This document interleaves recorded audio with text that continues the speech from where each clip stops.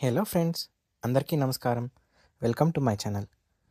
నిన్నటి RCB versus SRH మ్యాచ్లో అసలేం జరిగిందో, ఆటను మలిపి తిప్పిన ఆ కీలక క్షణాలు ఏమిటో ఇప్పుడు చూద్దాం. ఆర్సీబీ టాస్ గెలిచి యాజ్ ఎక్స్పెక్టెడ్గా బౌలింగ్ ఎంచుకుంది. ఓపెనర్స్గా అభిషేక్ అండ్ ట్రావిస్ హెడ్ వచ్చారు. కానీ తక్కువ పరుగులకే ఇద్దరు జేకబ్ డఫీ చేతిలో అవుట్ అయ్యారు. నితీష్ కుమార్ కూడా వెంటనే అవుట్ అయ్యాడు. Ishan Kishan and Klaasen wickets బ్యాటర్స్కి అనుకూలంగా ఉండేదాకా మెల్లగా ఆడి తర్వాత వేగం పెంచారు. క్లాసిన్ రొమారియో షెపర్డ్ బౌలింగ్లో అవుట్ అవ్వగా, కిషన్ ఫిల్సాల్ట్ అద్భుతమైన క్యాచ్కి అభినందన్ చేతిలో అవుట్ అయ్యాడు. తర్వాత అనికేత్ తన భుజాల మీద వేసుకొని ఎస్ఆర్హెచ్ని గౌరవప్రదమైన 200 పరుగుల వరకు తీసుకొచ్చాడు.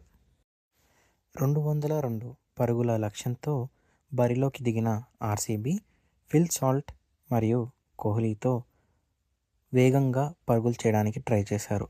కానీ ఫిల్ సాల్ట్, జయదేవ్ ఉనాద్కట్ బౌలింగ్లో క్లాసిన్ అద్భుతమైన క్యాచ్తో అవుట్ అయ్యాడు.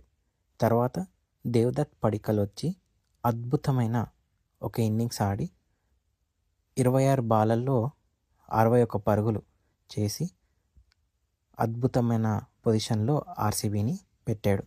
తర్వాత రజత్ పాటిదార్ దాన్ని కొనసాగిస్తూ 12 బాలల్లో 31 రన్లు చేశాడు. దాని తర్వాత డేవిడ్ పెయిన్ రజత్ పాటిదార్ మరియు జితేష్ శర్మను అవుట్ చేశాడు.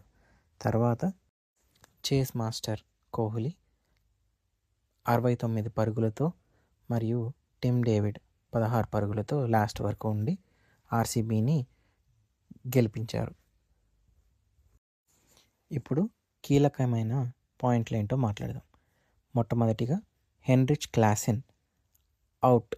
మీరేమనుకుంటున్నారు? నా వరకు అయితే అది నాట్ అవుట్ అని అనిపించింది. ఎందుకనంటే ఫిల్ సాల్ట్ బౌండరీని టచ్ చేసినట్టు, అంటే కుషన్ని టచ్ అయినట్టు నాకు అనిపించింది. మీరేమనుకుంటున్నారో చెప్పండి. ఒకవేళ క్లాసిన్ ఉండుంటే ఎస్ఆర్హెచ్ పరుగులు ఇంకొంచెం ఎక్కువగా వచ్చేవి, కొంచెం ఆర్సీబీ మీద ప్రెషర్ ఇంకొంచెం బాగుండేది. ఇప్పుడు ఎస్ఆర్హెచ్ మేజర్గా చేసిన తప్పులు ఏంటో చూద్దాం. ఫస్ట్ నా వరకైతే ఇషాన్ మలింగా ఇప్పుడు వరకు మ్యాచ్ టైం లేని కారణంగా కనీసం లియామ్ లివింగ్స్టోన్ పెంచుకొని ఉంటే స్కోర్ ఇంకొంచెం పెరిగి ఇంకొంచెం బెటర్గా ఉండేదని అనిపించింది.